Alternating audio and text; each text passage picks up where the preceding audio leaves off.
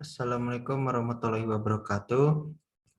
Eh, Sebelum saya menyampaikan presentasi tentang penugasan 4 dan 5 pada semester akhir ini, izinkan saya untuk memperkenalkan diri terlebih dahulu. Nama saya adalah Muhammad Iksan Fikri dengan nomor induk mahasiswa 2051-2039. Mahasiswa jurusan Arsitektur Universitas Islam Indonesia. Eh, Pada kesempatan kali ini, izinkan saya untuk menyampaikan presentasi pertama, yaitu penugasan 4, yang saya beri judul Sako Basamo. Sako Basamo ini, saya terinspirasi dari sebuah rumah adat Jambi. Rumah adat Jambi yang mana itu disebut dengan nama Kajang Lako, atau orang-orang Jambi menyebutnya dengan nama rumah tuo atau rumah tua. Kajang Lako ini memiliki bentuk persegi panjang dengan ukuran 12 kali 9 meter dan yang ditopang oleh 30 pilar.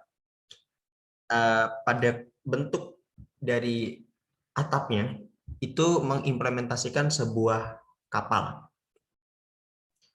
Tak heran jika mengapa atapnya diinspirasikan sebagai bentuk kapal, karena Provinsi Jambi merupakan tempat di mana Sungai Batanghari ataupun yang dikenal dengan sungai terpanjang yang ada di Sumatera. Dan juga dari inspirasi ini juga saya menentukan nama dari desain ini, yaitu disebut Sako Basamo karena gabungan dari kombinasi saung dan juga kajang lako yang saya singkat dan lalu digabungkan menjadi Sako. Dan arti Basamo sendiri artinya adalah bahasa daerah Jambi dari kata bersama. Dan juga fungsi dari bangunan ini yaitu untuk tujuan kepada masyarakat sekitar agar digunakan secara bersama-sama, mulai itu dari penggunaan kegiatan sehari-hari ataupun tradisi-tradisi tertentu dan juga sarana pendidikan. Site yang saya pilih itu berada di sebuah desa Terusan, Muara Bulan, Kabupaten Batanghari, Provinsi Jambi. Lokasi ini dekat dengan pemukiman warga sekitar dan juga dikelilingi oleh hamparan padang sawah yang luas. Lalu tujuan dari desain ini yaitu sebagai tempat pembelajaran anak-anak yang ditujukan untuk meningkatkan mutu pendidikan di sekitaran bangunan ini. Lalu untuk sebagai tempat kumpul warga-warga sekitar ketika ingin mengadakan sebuah tradisi ataupun acara-acara adat, ataupun juga bisa digunakan sebagai tempat peristirahatan para petani yang sedang bekerja di sawah. Lalu sebagai shelter, ditujukan untuk sebagai tempat melindungi para petani ketika beristirahat, lalu juga sebagai tempat beristirahatnya warga-warga sekitar yang beraktivitas ataupun hanya melewati site tersebut ketika terjadi hujan ataupun panas terik. Lalu untuk struktural yang saya gunakan yaitu menggunakan kolom dan balok. Nah, diharapkan dapat menahan beban dari atas hingga ke bagian dasar bangunan. Dan juga saya menambahkan bracing, tujuannya agar menahan gaya lateral ketika terjadi gempa ataupun hembusan angin yang kuat, lalu juga untuk menahan gaya hidup dan juga gaya mati. Dan ini merupakan gambar-gambar teknik yang telah saya buat, meliputi tampak utara, tampak barat, tampak timur, tampak selatan, dan juga denahnya. Untuk bangunan ini memiliki lebar 5,5 meter, lalu untuk tingginya itu 8,75 meter. Untuk panjangnya itu 7,5 meter. Lalu untuk teknik penyambungan antar kolom dan balok tersebut, saya menggunakan for loop connection. Lalu untuk sambungan-sambungan lainnya itu saya juga menggunakan sambungan pile foundation connection with horizontal reinforcing beam, porous connection and closed hole, porous connection and hole joints with bisector tip. Diharapkan dapat menyambungkan dengan secara kuat. Lalu ini merupakan tadi arah-arah gaya tersebut yang ada di bangunannya.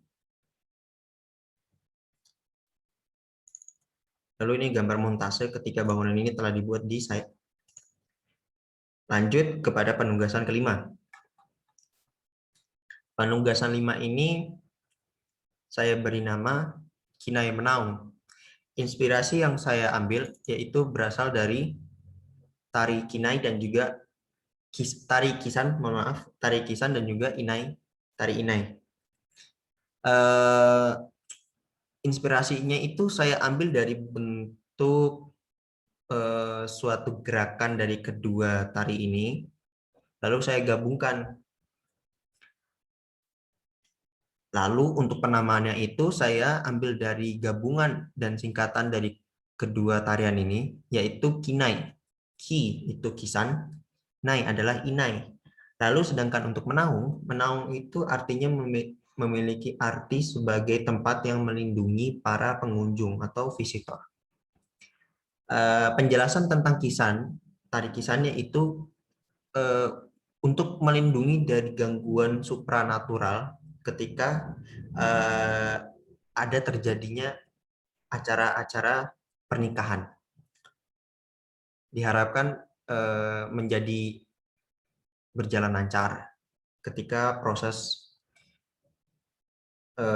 pernikahan tersebut diselenggarakan. Dan untuk tari Inai itu memiliki filosofi sebagai kehidupan petani. Jadi mendeskripsikan sebagai usaha para petani untuk menumbuhkan sawah ataupun ladang dan sebagainya until sampai bisa dipanen. Transformasinya seperti yang saya sudah singgung tadi, menggunakan bentuk gerakan dari kedua tarian tersebut, lalu saya transformasikan secara sesederhana mungkin, lalu saya gabungkan dan menjadi hasil dari sebuah inspirasi kolom. Tujuan dari desain ini yaitu sebagai tempat makan, lalu untuk tempat berkumpul juga, lalu sebagai shelter juga. Jadi tempat makan ini karena saya melihat site yang ada di bangunan ini itu belum ada satupun tempat untuk menjamu makanan untuk para petani ataupun para masyarakat yang sedang beraktivitas. Jadi diharapkan kegiatan-kegiatan yang mereka lakukan dapat berjalan dengan lancar dengan adanya asupan nutrisi. Lalu untuk tempat berkumpul ini juga bisa digunakan sebagai tempat untuk diselenggarakannya adat-adat istiadat atau acara-acara lainnya seperti itu. Lalu untuk sebagai shelter ya sebagaimana kita ketahui bahwa shelter ini kan untuk melindungi dari cuaca panas dan juga cuaca hujan. Lalu ini untuk gambar-gambar teknik yang telah saya buat meliputi gambar tampak barat, tampak timur, tampak selatan, dan juga tampak utara. Untuk panjang keseluruhan bangunan ini itu memiliki panjang 9,1 meter, untuk lebar itu 6,5 meter. Menggunakan material kayu ulin dan juga untuk atapnya menggunakan genteng. Dan untuk bagian lantai ini, itu saya menggunakan beton, lalu saya tempel menggunakan batu kali. Untuk koneksi antar kolom dan balok itu hampir sama dengan penugasan 4 yang telah saya jelaskan tadi, menggunakan for loop connection, pile foundation connection with horizontal reinforcing beam, porous connection and closed hole, porous connection dan end hole joints with bisector sheet.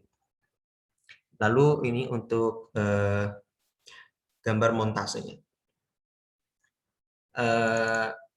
Mungkin sekian yang bisa saya sampaikan. Dari saya pribadi, saya menyampaikan permohonan maaf sebesar-besarnya bila ada kata atau tutur bicara saya yang tersendat-sendat ataupun kata-kata yang kurang berkenan. Saya atas nama saya sendiri, saya memohon maaf sebesar-besarnya. Akhir kata, wassalamualaikum warahmatullahi wabarakatuh.